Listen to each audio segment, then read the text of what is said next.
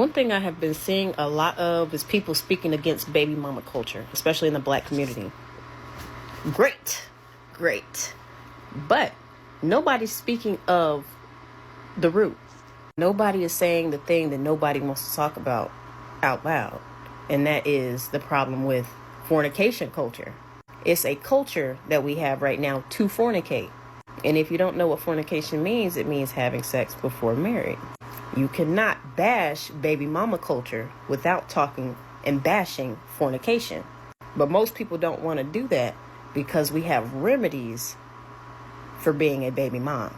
Remedies, abortions. But it's hypocrisy to shame women that have children outside of wedlock when you're also having sex outside of wedlock.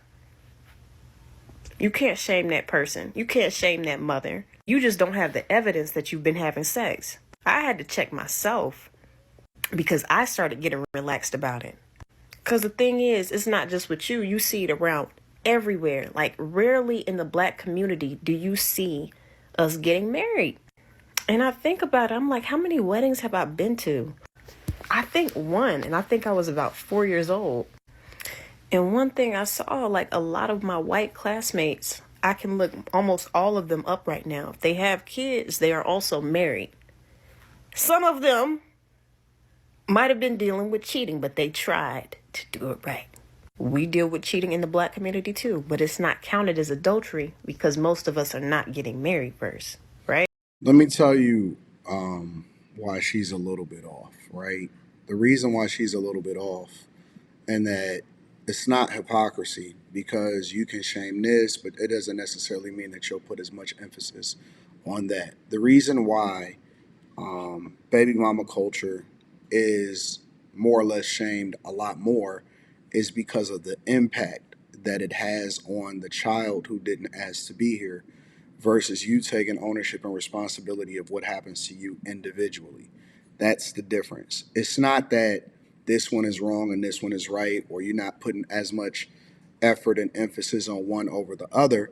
It's that you don't necessarily have the impact on other people to the extent and society, right? Because we got to think about it. You're talking about food stamps, you're talking about incarceration, you're talking about cultural norms, you're talking about influence. It's much easier to correct an action within yourself. But when you're talking about generational curses and trauma, that comes with how you impact other people, and you can't impact any other people any more than you can your own child, and then also the dynamic of how that affects the other person that you're in a relationship with.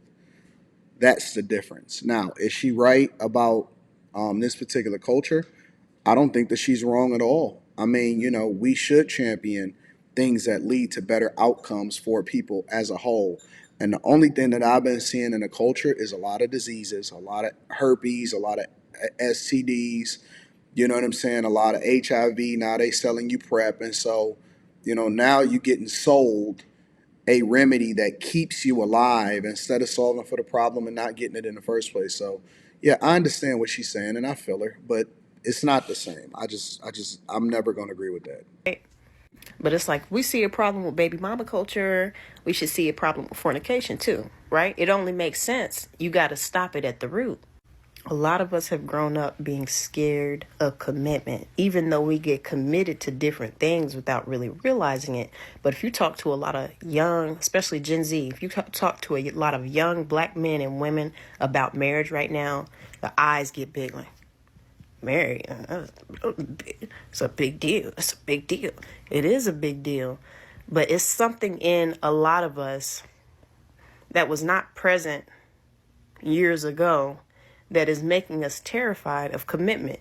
And it's mostly because millennials and a little bit of Gen X, we just have not seen it in the last 2 to 3 decades, And then you think about it, like, what exactly is wrong with fornication? Like, you're just having sex with your boyfriend. You're just having sex with your girlfriend. What's really wrong with it? Like, what's the problem? And sometimes you really have to think, like, you have to look into the minds of men and the minds of women. Tony Gaskins said this thing, like, a lot of men will tell you that they can't live without it. But at the same time, they prefer you to hold out and wait. even if they're begging you, if they do take you serious. That's from my experience too.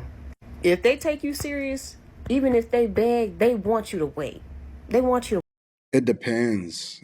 It really does depend, because you can tell what the type of person is that you're dealing with.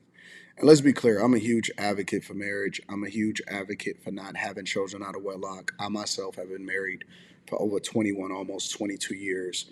And so that is something that I've always preached, but it just depends on the type of woman that a certain guy is dealing with.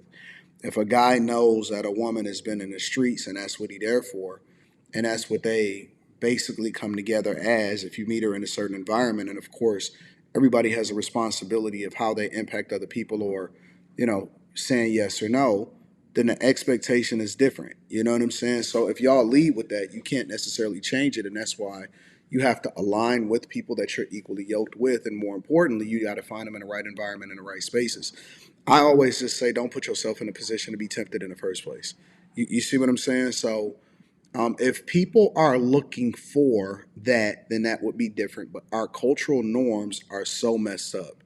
It's just messed up. People are out here celebrating, pushing, promoting, and advocating for being out in the streets. And then when we hold people accountable, they say that you hate them. You know what I'm saying? Wait. So if you ask, like, what's the problem with fornication? It's look around. Look around the black community right now. The lack of strong fathers, the lack of good relationships, all of that affects the community and it makes us worse off. And the main problem with it is because God has an original picture that He wants and we're distorting it. That's the sin right there. Like, I saw this girl pop up on TikTok and she was talking about the things that she was not allowed to do and allowed to do with her boyfriend. And everybody in the comments, well, many people in the comments were like, oh, that's not even a boyfriend. That's just your friend at this point. Be honest. Are you going to be able to handle having a man or woman in the same house, same room, same anything as you that you're very attracted to? Very attracted to. Y'all are both attracted to each other. He smelled good. You smell good. He looked good. You look good. He got muscles. You got hips. And babas up here. Again, let me tell you a lot of what marriage is for. It's not just spiritual.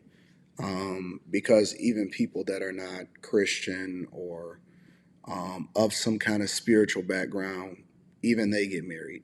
A lot of it is protection from yourself. It is protection from the streets.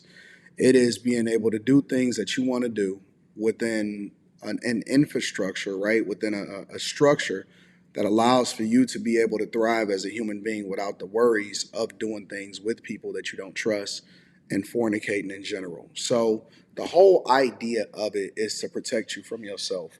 But I don't think that anybody is seeking protection anymore. I don't think that it's promoted. I don't think that it's advocated for. And again, while I do think that it is a completely different thing between baby mama culture and fornication, at the same time, I'm not going to sit here and say that one is not more impactful to the other. You can make the argument and say at the root cause of it is fornication.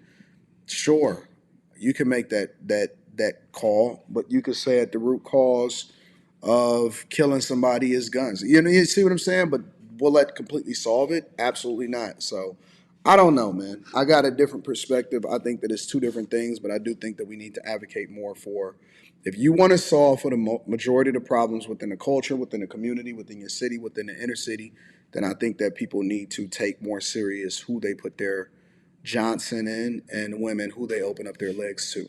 Let me know what y'all think inside of the comments. Make sure y'all tap into the Patreon. Link is in the description. Teach Henley, 40% off your first order, 20% off for life. I love you. I appreciate you. I'm going to holler at you guys later. Peace.